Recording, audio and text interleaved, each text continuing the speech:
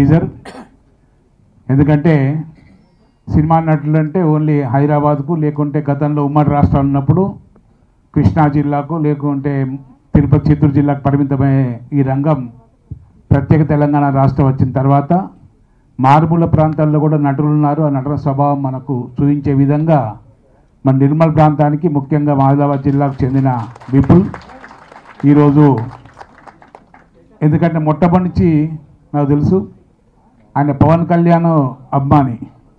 మరి పవన్ కళ్యాణ్ గారు సినిమాల్లో ఉండాలి, తర్వాత గతంలో కూడా కొన్ని సినిమాలకు అనుభవంగా డైరెక్టర్ కూడా చేశాడు.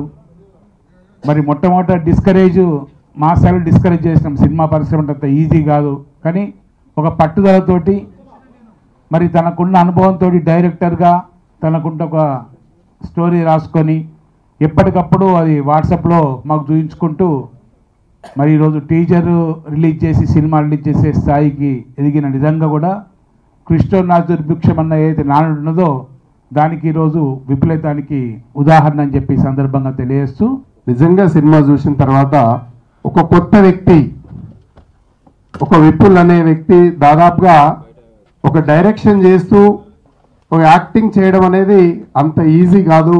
మరి అలాంటి సమయంలో కూడా మరి ఎంతో అనుభవం ఉండి ఒక 10 సినిమాలకు 15 సినిమాల్లో యాక్టింగ్ చేసినటువంటి ఒక అబ్బాయిగా ఈ యొక్క సినిమాలో చేయడం జరిగింది. మనం ఇప్పటివరకు కేవలం ఒక టీజర్ అంటే శాంపుల్ మాత్రమే చూశాము. పాపిన్స్ ఎంటర్టైన్మెంట్స్, పాపిన్స్ అనేది నాకు చాలా ఇష్టమైన స్వీట్. ఒకప్పుడు, అంటే నాకు ఇప్పుడు దొరుకుతుందో తెలియదు కానీ పాపిన్స్ అనేది ఒక చాక్లెట్ మాట.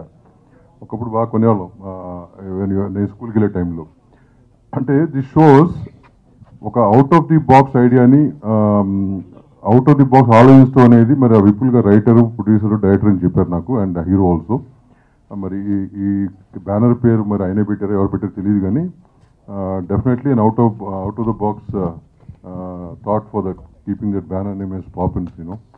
జనరల్గా దేవుళ్ళ పేర్లను ఇంటి పేర్లు అవి పెట్టుకుని చేస్తుంటాం, బట్ పాపిన్స్ అనే దాన్ని పెడతాం అనేది it's out of the box. మొట్టమొదటిసారి ఈ సినిమాని అయితే మరి తీయడం ఆదిలాబాద్ జిల్లా నుంచే మరి ఒక మారుమూల గ్రామీణ ప్రాంతంలో ఉన్నటువంటి బిడ్డగా మరి వారు బీటెక్ చేసి మరి మంచి ఉద్యోగం చేసేటటువంటి సమయంలో కూడా వారు తప్పకుండా మరి వారి కుటుంబ సభ్యులు కూడా వారు ఏదైతే వారికి ఉన్నటువంటి ఇంట్రెస్ట్ను మరి వారు కాదనకుండా మరి ముందుకు వచ్చి మరి తప్పకుండా సినిమా తీస్తానని చెప్పి వారి అమ్మా నాన్నలతోటి మరి అనేక సందర్భాలు చెప్పడం, వారు కూడా దానికి సహకరించడం, తర్వాత మళ్ళీ నా దగ్గరికి వచ్చినప్పుడు కూడా మరి మేమందరం కూడా తప్పకుండా మీకు అండగా ఉంటాం, ఏదైతే నీకు ఇంట్రెస్ట్ ఉందో సినీ ఫీల్డ్ వెళ్ళడానికి కొరకు తప్పకుండా మీతో పాటు మా సహాయ సహకారాలు ఉంటాయని చెప్పి అనేక సందర్భాల్లో విపులకు మరి వారికి ధైర్యం ఇవ్వడం జరిగింది.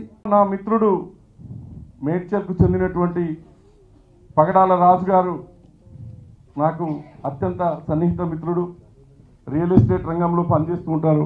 మేమిద్దరం కలిసి కూడా ఈ సినిమాను నిర్మించాలని ఒక పట్టుదలతో, చిన్న సినిమా నిర్మించాలంటే రిస్కీ అని అన్నారు పెద్దలు, చిన్న సినిమా నిర్మించాలంటే ఇంకా చాలా కష్టం. సరే ఏమైనప్పటికీ సినీ ప్రముఖుల వాళ్ళు ఇచ్చినటువంటి ధైర్యాన్ని ఉనికిపుచ్చుకొని మా వంతు ప్రయత్నంగా మేము ప్రయత్నం చేశాము.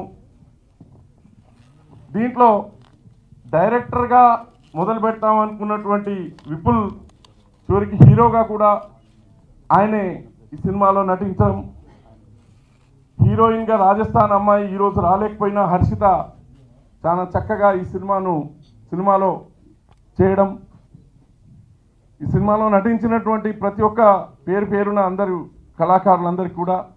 కన్నయ్య, ఆ పిల్లడి పేరు నాకు తెలీదు. ఒక సంవత్సరం నుంచి మా దగ్గర డబ్బింగ్ చేస్తూ ఉంటాడు మా స్టూడియోలోనే. తర్వాత తెలిసింది, ఇప్పుడు నిన్న తెలిసింది నాకు పేరు. నిన్నటిదాకా కన్నయ్యనే పిలుస్తూ ఉంటాడు నేను. వాళ్ళ అమ్మ నాన్న తిట్టారో కొట్టారో నాకు తెలియదు కానీ నేను మాత్రం దగ్గర ఒక 5 నెలల నుంచి తిడుతున్నా కొడుతున్నా రోజు. నీకెందుకయ్యా సినిమాలు, చదువుకున్నట్టుండగా అవసరం ఆ సినిమాలు తీయటం, అయ్యింది ఉన్న కాడికి ఇడిచిపెట్టి వెళ్ళిపోయింది చాలాసార్లు చెప్పాను నేను, కానీ వినలా.